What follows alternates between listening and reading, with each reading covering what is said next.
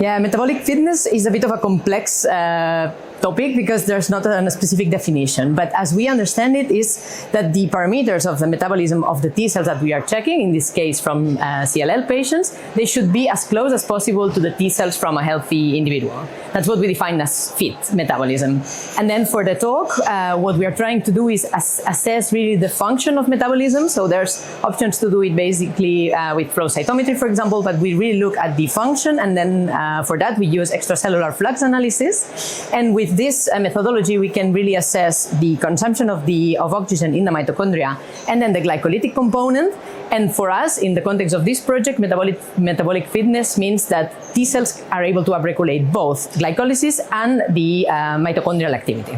And basically what we are seeing in the T cells from CLL patients is that some of them are still able to upregulate glycolysis, so they can use the sugar, the glucose, to burn it and then make energy, but they cannot use fuels in the mitochondria. There's a problem, a very intrinsic problem in the mitochondria of the T cells of these patients, and we think this is really underlying the lack of effective T cell-based therapies in this disease.